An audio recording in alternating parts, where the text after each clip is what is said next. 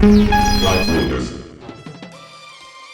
is another episode of the Flight Ringers podcast. I'm David King. That's Dan Spottswood. It's good to be here. Thank you. We are professional cartoonists, and we are Legion of Superheroes experts.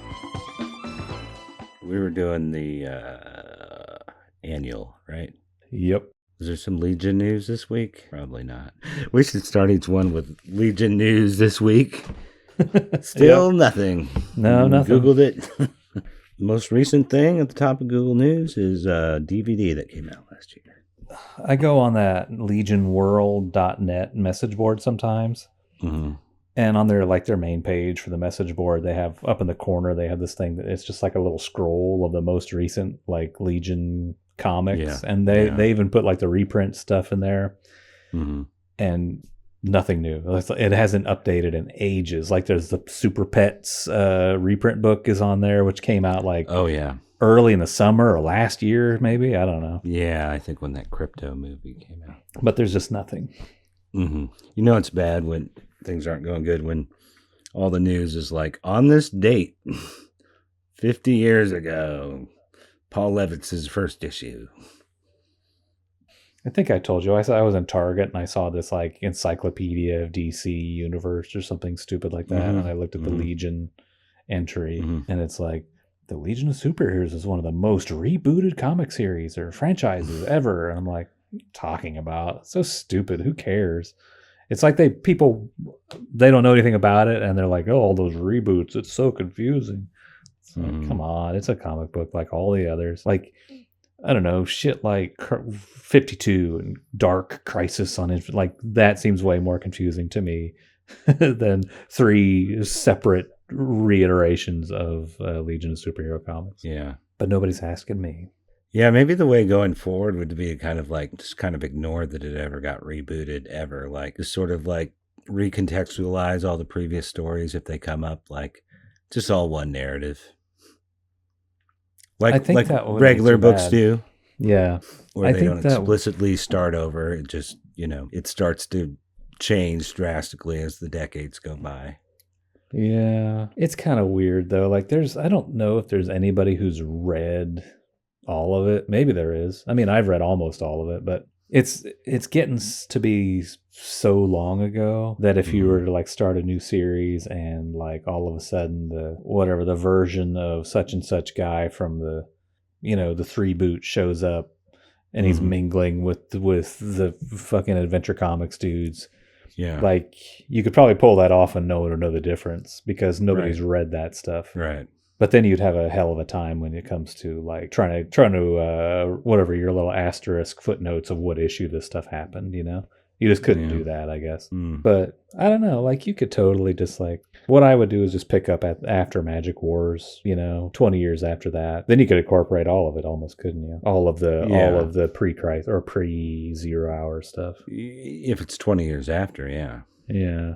Yeah, I would, if I were going to go that route, I would probably go ahead and count everything in 5 years later, except like whatever the last page when they all go white. Yeah, maybe up to Explosion of Earth. But see, when you start doing stuff like that, where it's like, no, it only goes up to issue 38, and then after 38 doesn't count, then you might as well just discount all of it. I don't know. Or just count all of it, and then here's the thing: you just have the Earth there, and then people were like, "How's the Earth here?" If anyone notices, Right. You don't even ever have to tell them, It could be, but it'll be like that mystery, like. Yeah. Maybe someday we'll tell you the tale. Right. Yeah. We got the Earth back. That's all you need to know. Right. Laurel Gans, she's back. She died, but now she's back. That's all you need to know. Right. People are so uptight about that stuff, but yeah. Yeah, that's what I would do. Well, like, think about like David Lynch. David Lynch, like when he brought back Twin Peaks, he didn't explain anything. You just had to go with it. You could come up with your own theories as to what happened to this character or whatever, but he never felt any obligation to spell anything out. But like, the kind of people who are so uptight about that, they hated that new Twin Peaks. Like the people who loved the old stuff and they were on board with like the weird magic shit. They'd be like I even talked to a guy who was like, "Oh, Twin Peaks is such a good series, except for that season 3. It was so sucked. It's terrible." I'm like, "What are you talking about? It's so much better than the others. It's unbelievably good." it wasn't what I wanted or wasn't what I expected, so it sucked. And it's like, come on. Customer's not always right. Customer's a piece of shit. That's right. They don't always know what they want. Like, they think they know what they want, but if you give it to them, a lot of times they don't like it. Yeah. They don't know what they want. People are fucking dumb as shit. Speaking of dumb as shit, let's return to the annual. Well, so last time we talked about, we kind of quit in the middle, but then we breezed through. We kind of got to right where... We got to the blueprint, didn't we? Yeah, but then we were just chatting. And we kind of talked about a bunch of other stuff, but nothing too specific. We were just talking about how it just kind of... Like, they fight their apartments some more.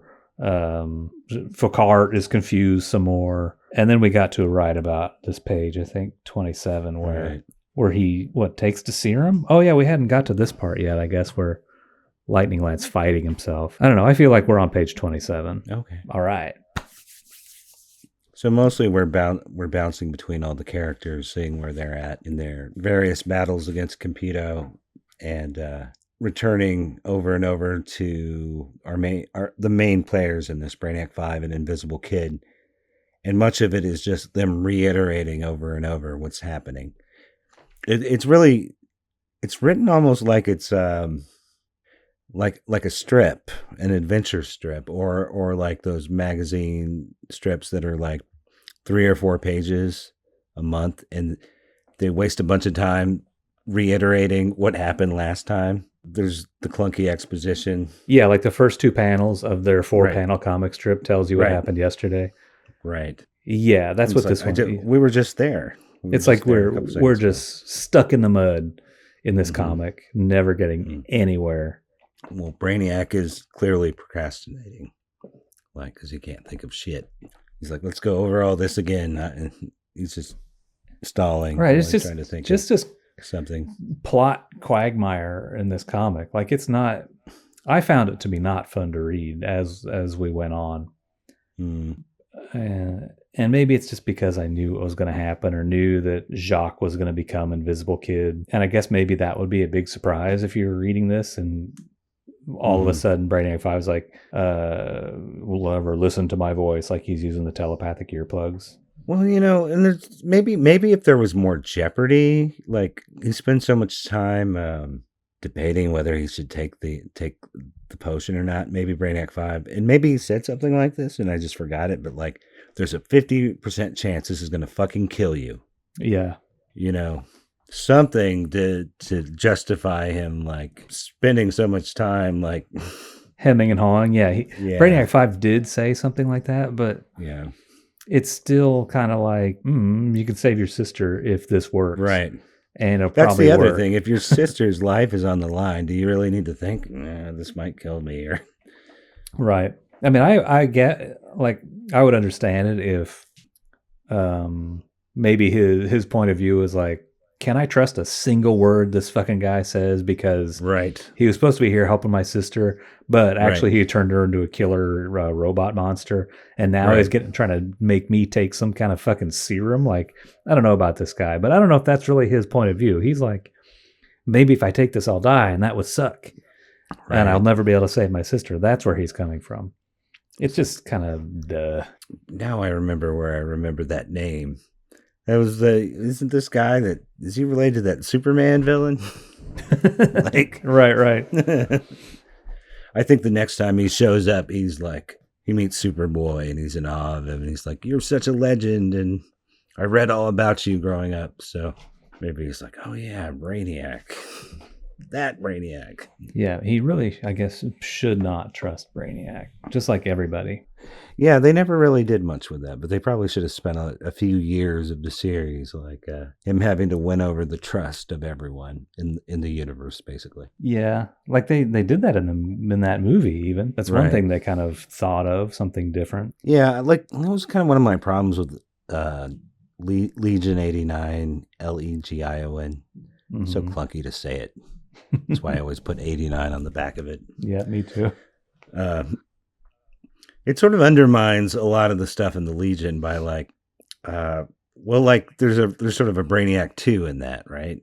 And if, like, he turns out to be some great hero, that kind of takes away from Brainiac 5 being an anomaly. Or Right. there's a few things like that in that series that seem to sort of undercut the later series. Yeah, I can see that. I mean, I didn't read much of it, but yeah, like, I mean, I don't know what they expected. Like when you create Brainiac 5 and he's somehow related to the original Brainiac, but it's 1,000 years in between, like, what did the other 3 in between ever do and who are they? And they never once spoke about that until way later, you know? So, like, were they all tyrants or something like that? Is that what I'm supposed to think? And until we get to this cute kid he's benevolent, you know? Well, that's how I prefer to think of it. But there have definitely been explanations of his backstory that are not like that, but I feel like it's really underwhelming. Yeah. Like we've probably talked about, but we'll definitely talk about soon, is I always thought, Jim Shooter set up Pulsar Stargrave to be Brainiac 4. And then Levitz erased that very quickly, like in a backup that existed only to discount that. Sort of like he did with the Invisible Kid, getting rid of his extra powers. It's like a housekeeping story. Yeah. I don't remember enough about this to talk too much about it, but... Okay. Yes, evidently Paul Levitz must have had some idea of this, and Pulsar Stargrave did not fit into it, huh? Right. So he's just fucking with him, I guess. And it turned out he was the real Brainiac, the first Brainiac. Oh, is that how he turned out to be? I knew he was an android when all was said and done. Oh, I don't remember. That's probably right. Yeah. I don't remember if the Shooter story, I think the Shooter story probably predated Star Wars, because it has like an I am your father moment, you know? Oh, okay. Yeah, but it would be a Shooter's second time around, one of those stories, right? Yeah. I'll have to read that. That sounds like a good one to read. I think it was like Shooter and Grell. Yeah, that sounds right. Yeah, he's on the cover, isn't he? Let's read that 2 weeks from now. All right. But whatever, Jacques Foucault decides to drink the serum, takes his life into his own hands. That's right. Oh, he has to enter a security code into the computer to get the serum, and then it turns him invisible. It works right away. He doesn't feel sick or anything. It's like, it's not like the COVID shot where he feels sick like shit for an hour or 2 hours or whatever. Yeah, it doesn't like put nano machines into your blood that will be activated by 5G and make you want to change your gender. Nope, it's nothing like that. Nope.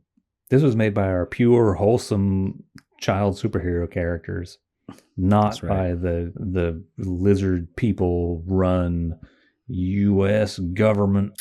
Who want to extract all the adrenochrome from your children so that they can live forever. Oh, is that what they do with adrenochrome? Wait, is that where they get it from? I don't remember. Yeah. They extract it from their brains or something. And is that why like Hillary Clinton eats at Pizza Hut? Is because that's where the kids are? Yeah, I mean, that almost seems too, like they've got to fit in some sort of sexual perversion too. So I'm sure there's like molestation and stuff somewhere along in the process. Like you can only get adrenochrome from a kid if you rape him. Yeah, something like that. Man, that'd be some valuable stuff. Crypto bros would probably love it. They'd invest in that shit on the dark web. I think it's kind of like stem cells, or how they view stem cells. The rich people just slather themselves with this stuff, and it's like, what is that shit people put in their face? Like Botox. It's like a Botox for old people, and it makes them younger and smarter. Yeah. Quicker. Like Joe Biden has to be using a lot of that because he's senile, you know. I remember, speaking of stem cells, I remember this had to have been like 2005 or something. Mm-hmm. There was a vote on whether to use stem cells in science or something. I don't know. Like instead of being illegal, it's okay, right? That was the vote, I guess. And there was all kinds of Catholic people who are like, no, this is like, it's like the same as abortion to use stem cells. Because I guess I think there was a period where they had to be from an embryo before they could figure out what to do with them. But now it's any stem cells is okay. Yeah, like the Catholics and stuff are saying like, no, that's still a kid. But then they figured out a way. Yeah, I think they figured out a way to turn any cell into a stem cell. So it wasn't. But they still managed to figure out a way to object. Well, but see, now nobody gives a fuck about it anymore. I think the religious people still get pissed about it. But really, I think it's a non-issue now. But I don't know. I feel like if somebody says like, yeah, we can get rid of your cancer more easily with this stem cell treatment, they're like, yeah, bring it on. I'm sick of this chemotherapy where I'm losing my hair and shit.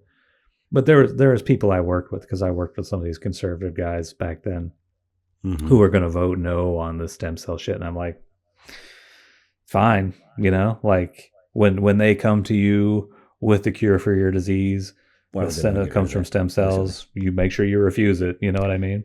Which brings us back to Invisible Kid. Has to drink these stem cells to make himself invisible.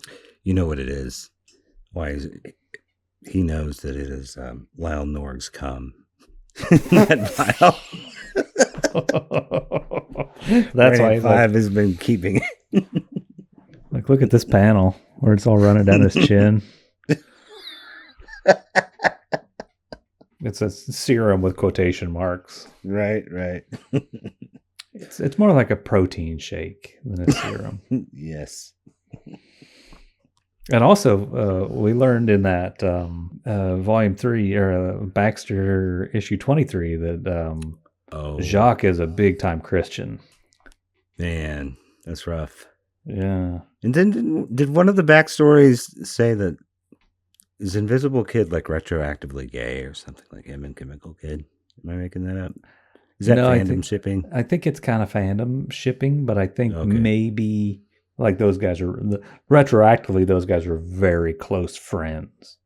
Okay. I don't know if they're retroactively a romantic pairing or not. I can't remember that.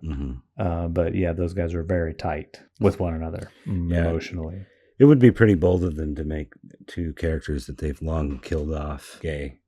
I mean, I guess if you had to be bold with something, you could do it with some characters who are dead and never coming back. Right. It's almost as bold as like making that old Green Lantern nobody knows about.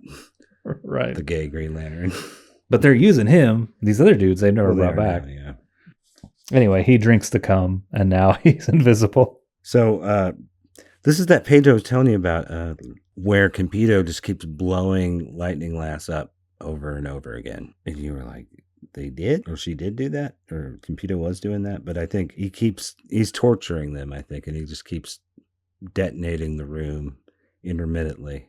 Like she knows she's going to get blown up again. She's just sitting there waiting. Oh, yeah. She says every 5 minutes the room explodes again. Yeah, Computer's just trying to fuck up these guys, huh? I don't remember. It does explain somewhere like why she can't use her powers to get the shit off her. She's Light Lass still, right? Right. She uses them to levitate the other 2 out, which kind of doesn't make sense because they would just be weightless, right? Weightless and unconscious. Maybe she's tied down somehow. Like it's wrapped around her. Yeah. Right. I don't know. I thought that was kind of especially brutal for an old comic. Like just sitting there waiting to get blown up again. Oh, yeah. But she's not, evidently it's not blowing her up enough that she's too messed up, I think we're going to talk about the Lightning Lad doppelganger that he's fighting.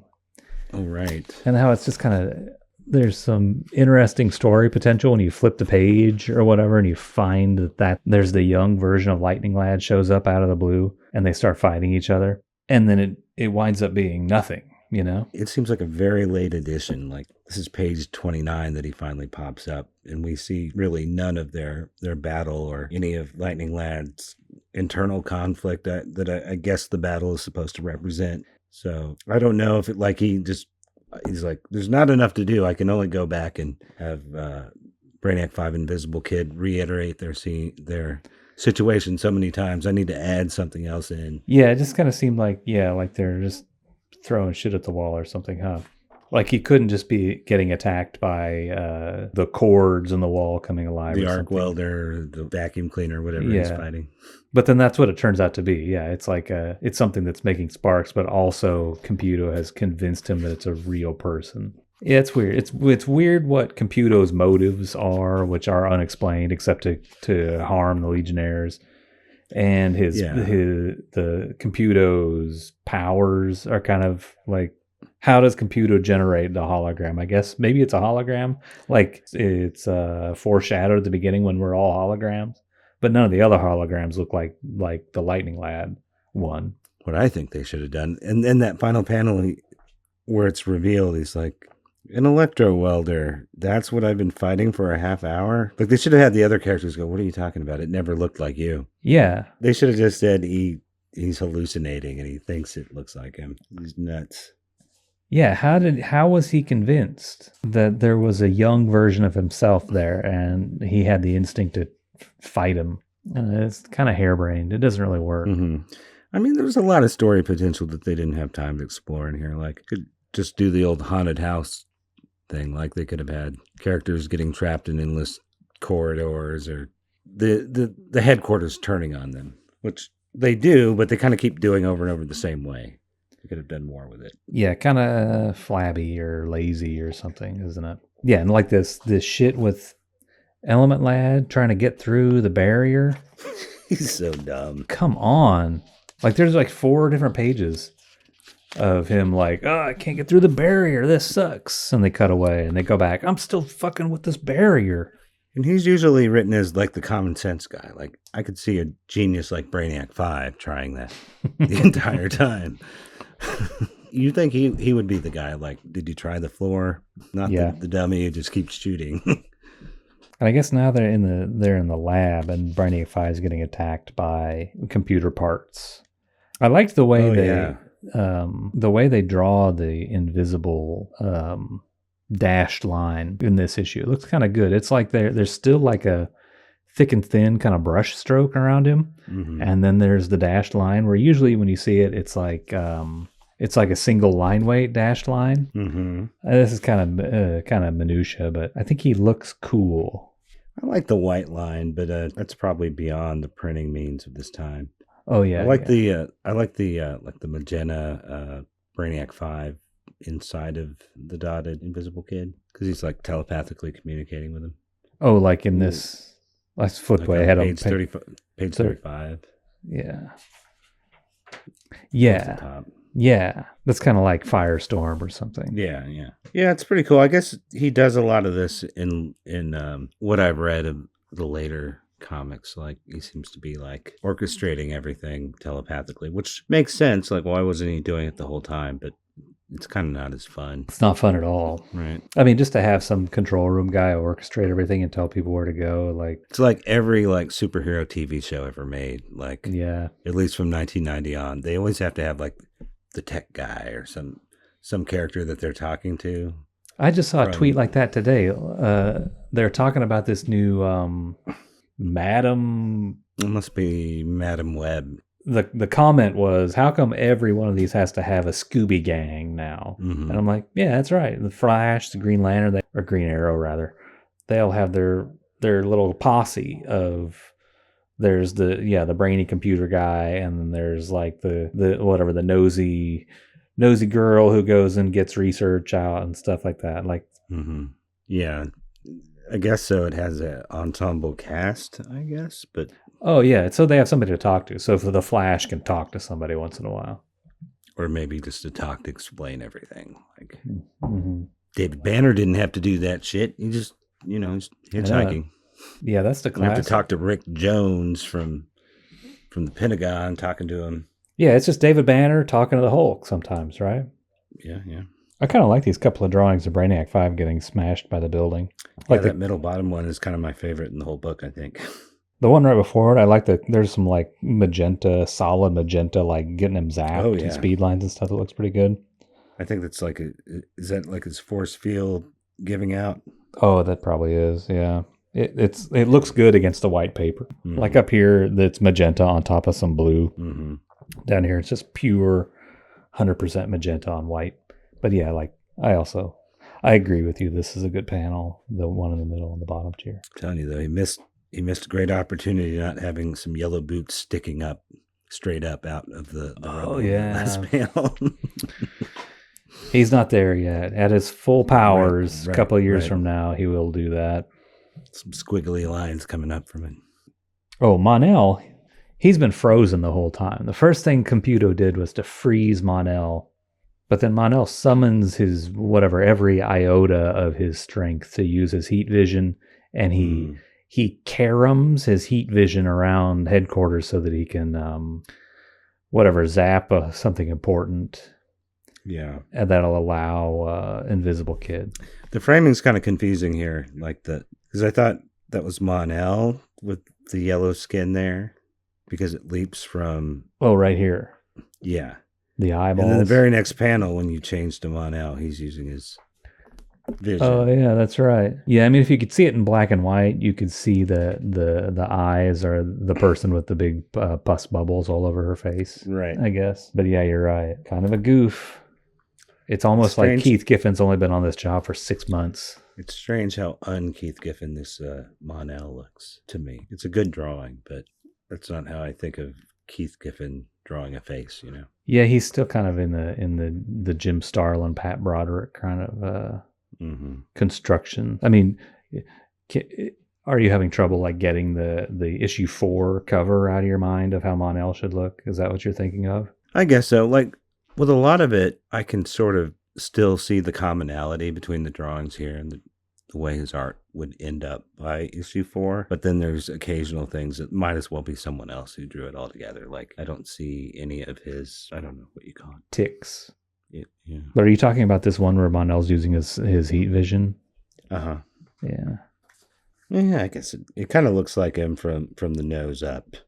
It's the mouth maybe that's throwing me off. I kind of feel like he stopped drawing cheekbones as time went on. Like people have much more flat, long faces, just kind of across the board. Right. Yeah. It looks like Invisible Kid just jumps on. Oh yeah, he has some kind of gizmo, and he jumps on top of Danielle Faucard to. Mon-El releases that.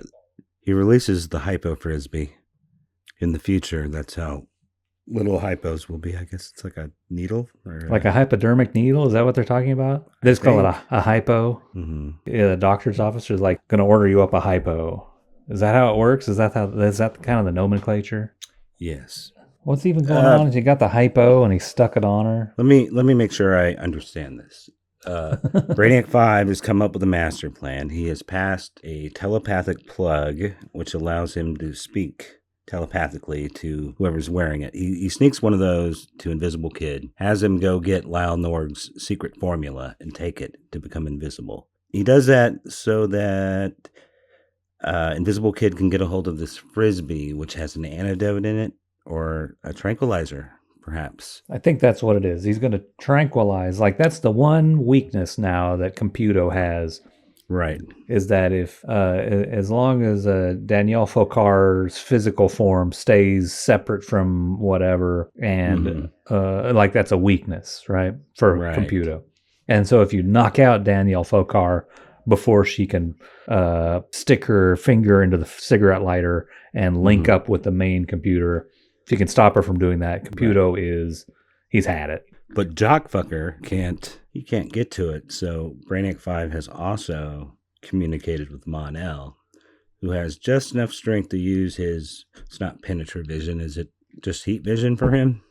I guess. His Valor vision. Yeah, whatever. It's heat vision, X-ray vision. To release the floating green hypo frisbee. Right, he opens the door of the hypo. I think it's not like a fail-safe in case Jacques can't get to it. It's like part of the plan is like now the next step is that Mon-El blows open the door with his heat vision. Right. Jacques can't get to it otherwise. Can get to it.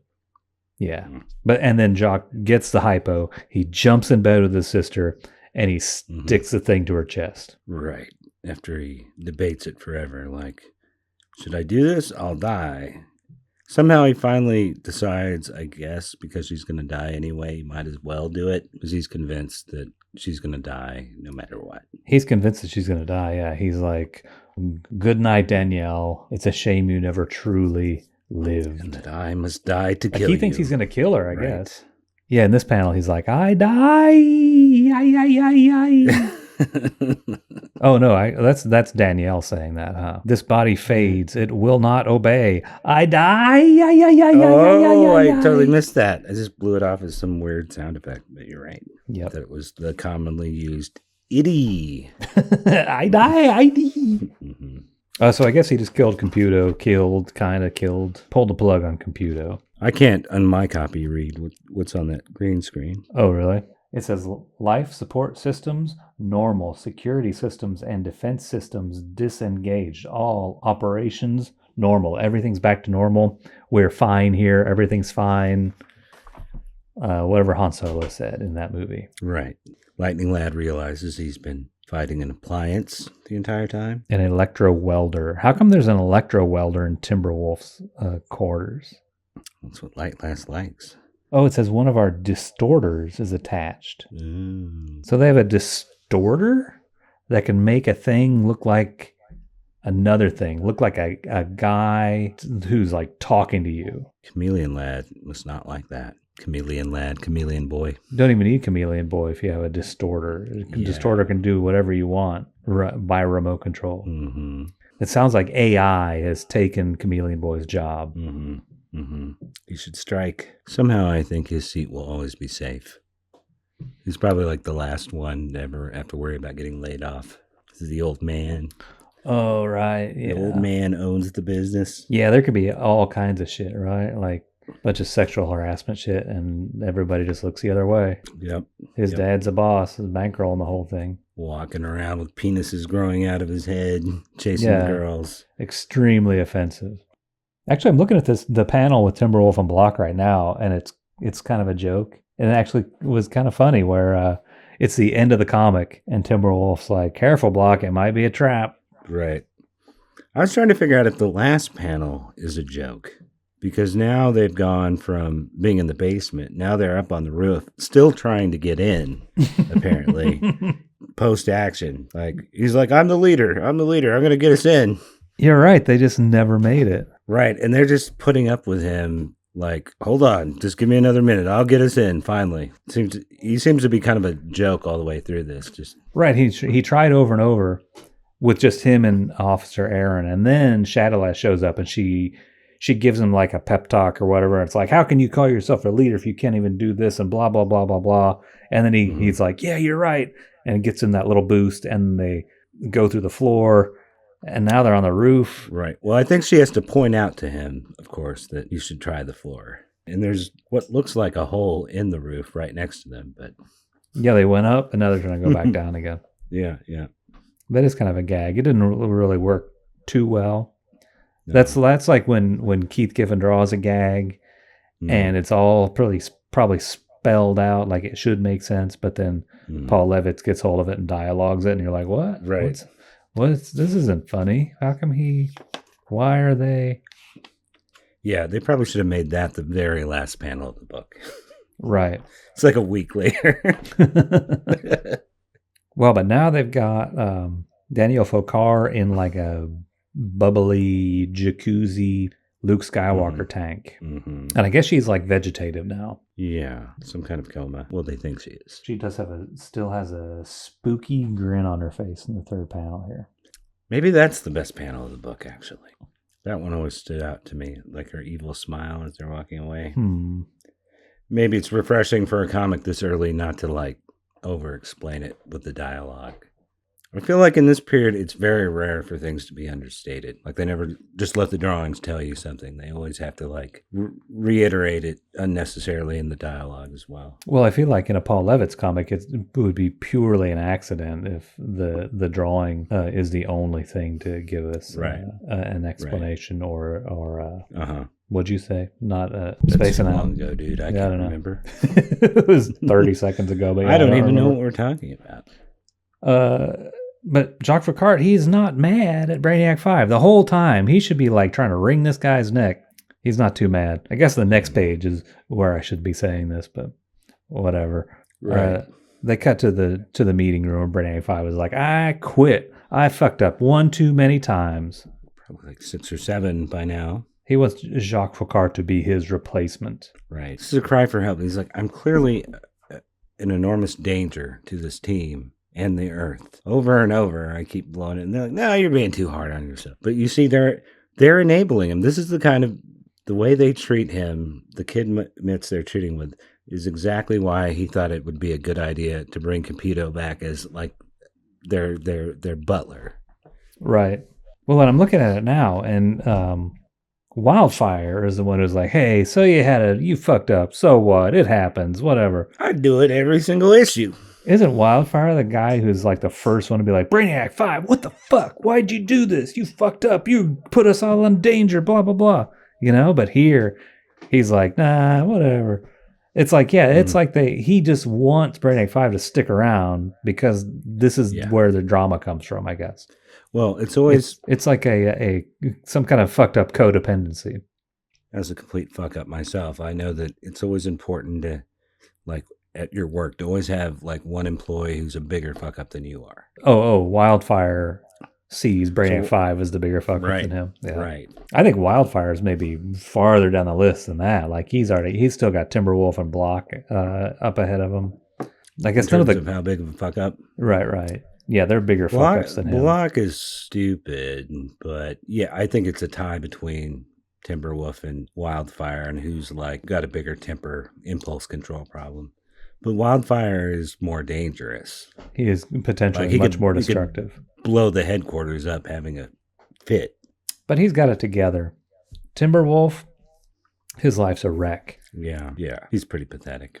Also, even Mon-El is kind of more of a fuck up than Wildfire. What? He's got it he's Mr. Super together.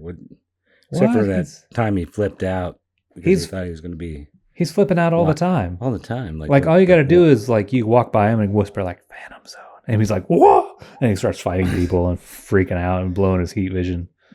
No, dude, it's canon. That was Eltro. Mon-El would never do that. Look, I'm reading this as if I've only read every comic up until 1982, so that's not canon. Oh. We don't know that that's canon yet. Yeah, but all those fuck-ups were after 1982. All the Brainiac 5 fuck-ups? No. No, all the Mon-El, like, going, I ain't going back into that Phantom Zone. I thought he just had one in... All right. I forgot. I can't remember. That's the next volume, sir. Next volume. Mm-hmm. Imagine being so offended by a character behaving out of what you think the character should be that you invent a second personality that has been hiding all this time to explain all these non-heroic moments. Yeah, he must have really broke their hearts by behaving irrationally or whatever. He's not boring enough. He needs to be perfect and unconflicted, as well as more powerful than everyone else. Can't have him acting irrationally. Yeah, that's funny that you mentioned that. Yeah, about Mon-El. Mm-hmm. Our boy would never be that irrational and erratic and crazy. It had to have been somebody else. Not our Bob Cobb. That must have been Reflecto. Yeah, Reflecto. Rest in peace, even though you were never real. Rip Reflecto. Rip. We'll put up this monument to this guy who was actually two of our teammates. Yeah, not a guy at all. Not merged together for some reason. Oh, wait, this comic came out after 300, right? Okay. Well, I guess the number isn't on there. Yeah. I was just wondering, like, was the Reflecto statue in that issue? But it wouldn't have been because they only announced it in this. So then, yeah, the Reflecto statue has to be up in that. But I guess they don't go through the Hall of Heroes in that comic either. So these had to be pretty close together even, probably, right? Well, it's like a year away, right? This happens just after 289. Okay. 300 has to have happened right around annual 2, I guess, huh? Yeah. I was thinking that like 300 kind of substituted in for a second annual, but then they had a second annual and it probably came out at the same time. Yeah, it was popular at the time.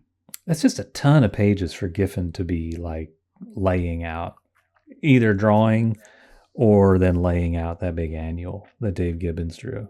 I bet he's so fucking fast. One night, I bet. Whole comic in one night? Whole thumbnail.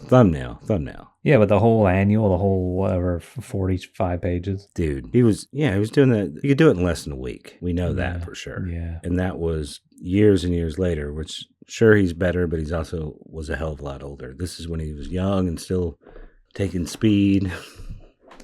I just don't know how you can do that and like even remember where you're at, you know? You just have to do it a page at a time, I guess. Yeah. But then also it kind of explains why sometimes you're reading a Keith Giffen comic and it's like it doesn't make any sense. Yeah. From page to page. Yeah. And I've always had that impression that he's drawing those pages as fast as you could write a page of dialogue. Right. Yeah. I mean, I can't thumbnail It's like out a furiously comic page very fast, but you can't. I feel like I can. I mean, I guess I've never tried how it. clear it is. How clear it is. Yeah, I've never tried it from story. somebody else's script or anything like that. It might be a different Yeah. story, I guess. I was looking at the Al Gordon Facebook page, and he was talking about the poster that's in. The one on my wall up there. Yeah, that one, Legion. It's in Legion 13, I think, right? Mm-hmm. Somebody in the comments was like, "How long did it take you to ink that?" And Al Gordon was like, "Oh, it probably took me 2 days or something to ink that. Probably took Giffen an afternoon to draw the whole thing or something like that." Yeah. So I guess that's about right. Right. It almost seems like he can draw like a page of comics as fast as he can draw like the whole breakdowns of the book or something, or I guess faster. Like there's not too much difference or something, you know? Like he can just bust out 7 pages a day or something, like pencils, not just dumb breakdowns. Maybe. I mean, I think there's a pretty big, like he kind of renders his pencils, doesn't he? Seems like it, yeah. They would have to be kind of tight. There's a lot to them. But his thumbnails look, they're not stick figures exactly, but they're more Kurtzman-y. They're more gestural. Yeah. But he cartoons them out too. It's weird how it's like there's more in those breakdowns than just what the script says, I think. Yeah. And he's thinking about it, you know? That's how you get weird shit like, you know, Invisible Kid shows up out of the blue and stuff, you know? Because he's like, I'm going to do something else here. It'd be kind of fun to take like some of his breakdowns and try to ink them. Like as a cartoonist, like a more literal inking of... Oh, of the breakdowns? Might be interesting. So you'd have like that more cartoonish kinetic look. So it would look like a 80s Harvey Kurtzman comic. Right. Anyway, they won't let him quit. Legionnaires won't let Brainiac 5 quit the team. Wildfire, for some reason, stands up for him, and they all decide to keep him on because he couldn't possibly do anything else bad. He's learned his lesson. He won't bring Computo back again.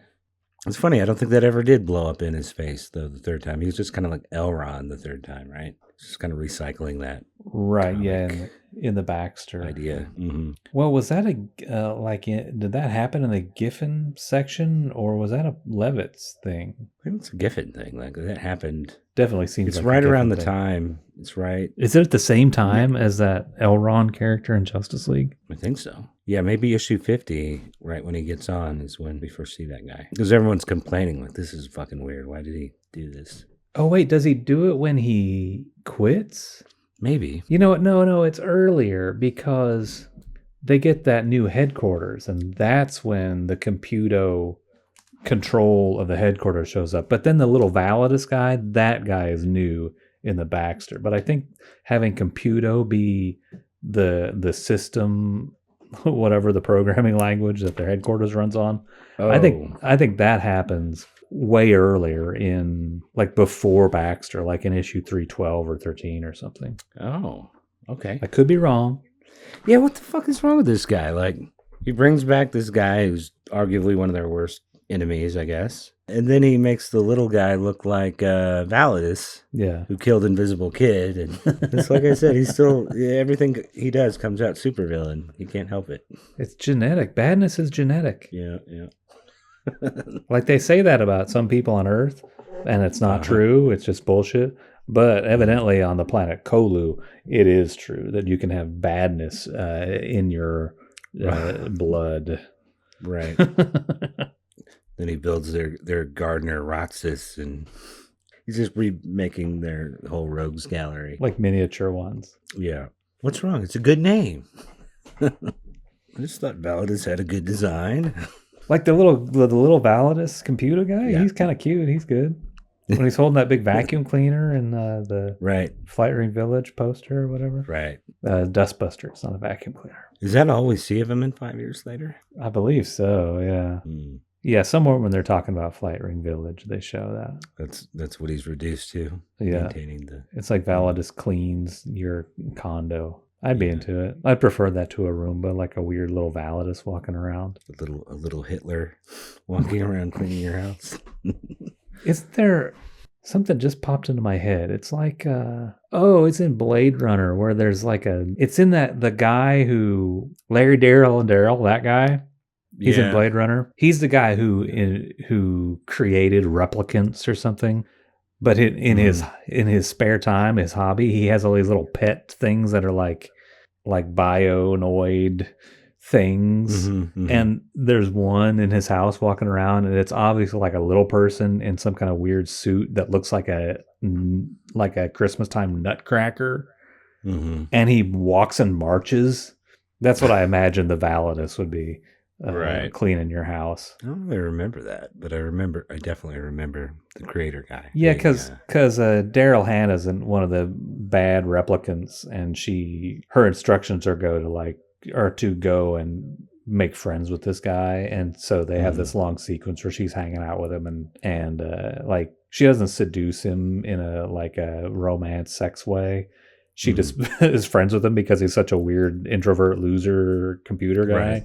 And so they have a lot of scenes with her and him in his house, and then Harrison Ford goes there too.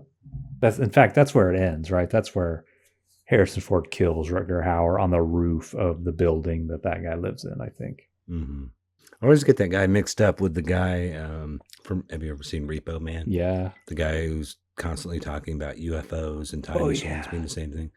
He was in Batman, right? Yeah, he's in Batman. Let's get that guy and the Bob Newhart guy mixed up. They're very similar guys, huh? Right. I wonder if they're both still alive. Like somebody should have put those two dudes together. Like Like the Batman guy should have been Daryl #1 instead of whoever it was. Right. Do you remember how ubiquitous Larry, Daryl, and Daryl were? Didn't everybody know who they were back in the 80s and 90s? I wonder, was that happening before Blade Runner? And they're like, it'd be funny to put him in here and make him the scientist. Because if I remember, he's kind of he's talking the same way, right? And that's slow, and he has a southern draw. He's not. That must just be him talking like a scientist or something. He's just he's like you and me, kind of like this laconic Kansas guy or something, and he just talks that way. Because, Newhart was way after Blade Runner. Or maybe not way after, but a handful of years after. Okay. Yeah, because Blade Runner is like 1982. And I know Newhart was after that. Feels like 84 or 85 to me. Yeah, it's earlier than I ever think it is. Like it's maybe this comic might have come out after Blade Runner. I don't know. Well, or the same year as Blade Runner.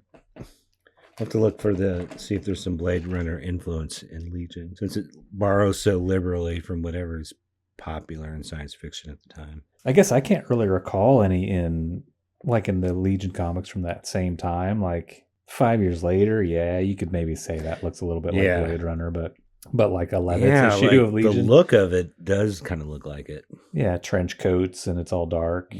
Yeah, like that's the Spider Boy version of 5 years later. Looks like Blade Runner. Yeah, I think we mentioned it when we covered issue 1, but I definitely think like stuff like RoboCop and the Max Headroom TV show probably had some influence on that comic. And Star Trek too. Yeah. But Blade Runner, I'm sure. And Blade Runner even has kind of the throwback fashion kind of like it's not like Giffen went way in on the puffy pirate shirts with the ruffles and the fringy stuff. And like the weird accordion neck things and stuff like that. Yeah. But the big coats and things, that's a Blade Runner, I'm sure. Yeah, I don't know. I wonder if any other sci-fi, wonder if he lifted that from somewhere, or if he's like the first guy to do that. Like what is it, like Civil War era? I don't know what era that is. Oh, yeah, it's like wigs and hose and ruffled shirts and... Yeah, or is it Victorian? Maybe, I don't know. I was thinking Victorian, but like the little like the short pants and the socks and stuff like Roxas, like that's earlier, right? That's like whatever. Yeah, I think he might even have does he have like a bow in his hair or something? But yeah, that Roxas design is much more like Amadeus or something, from Right, like 1700s or something. Totally. I mean, the pirate shirt stuff, that's more like 1500s, isn't it? So the Roxas design is actually more recent than the puffy frilly stuff. Mm-hmm. I don't know. I wonder where he got that from, because I wasn't seeing too much of that kind of look. Yeah, Amadeus was on TV when he was shitting it out real quick. Probably so. Probably was Amadeus. Giffen's like, oh, oh, oh, oh, oh, oh, oh, oh, oh. Rock me, Amadeus. I played that for my son one time. He thought I was crazy. What? It's a good song. That was a huge hit song. Yeah, man. All right, I want to finish this fucking comic book. Let's finish this goddamn comic. It's so much easier to talk about something other than this comic book. So Block joins in, also votes for him. He says, I too am a dumbass and fuck things up all the time. We need more members to blame our incompetence on. Oh, yeah, they're all voting in Jacques Faucard to be the next Legionnaire.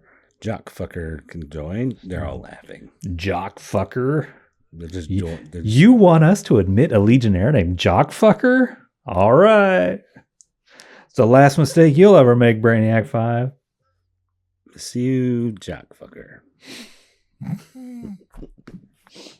Much better name than Invisible Kid 2.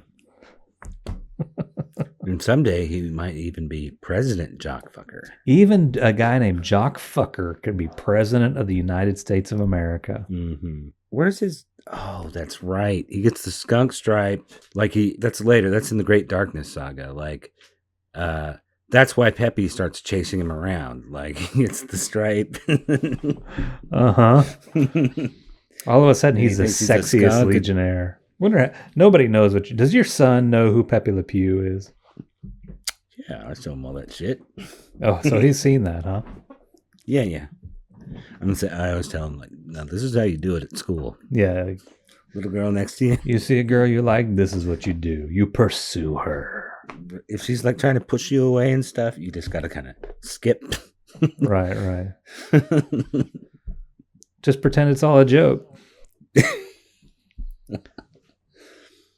I always loved those, though. I don't think the things that were most wrong about it weren't necessarily funny to me. I don't know if I got it, but I just always liked that they'd always show the cat frantically running, and then he's just effortlessly bouncing and somehow always keeping up with her. Did we end this? No. Let's end this shit. This last page, Brainiac 5 goes and tells a totally not angry Jacques Faucard that they want him to be a member of the Legion of Superheroes as an invisible guy. He's had the powers for about 4 hours, and they're going to add him on. He's in tears. He's like, this monster has come to me and actually wants me to join his gang.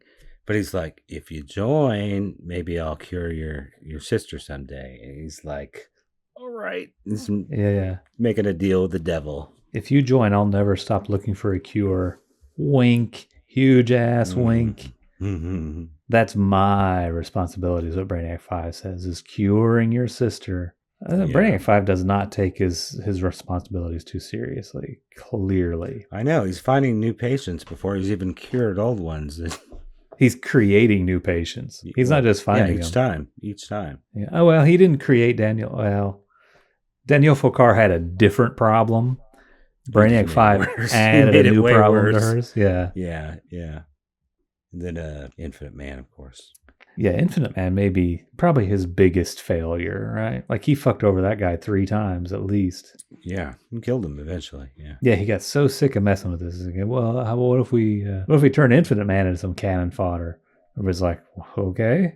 It's like, no, Infinite Man would be perfect for this job of killing him. No, I think Computo might still be bigger because I think there were probably some casualties in that first. Oh, but Computo isn't somebody who he's vowed to cure. Oh, right. In the way that Infinite Man was. Oh, I thought we meant biggest Brainiac 5 fuck up overall. Oh, no. I guess I thought we were talking about there's all the Earth War shit. Who knows how many people died in that. Yep. Yeah, Brainiac 5 is he's like the Pol Pot of Legion of Superheroes. We'll talk about the letters page in another video. That's Legion of Super's annual #1. See you in 30 days. 5 is a war criminal.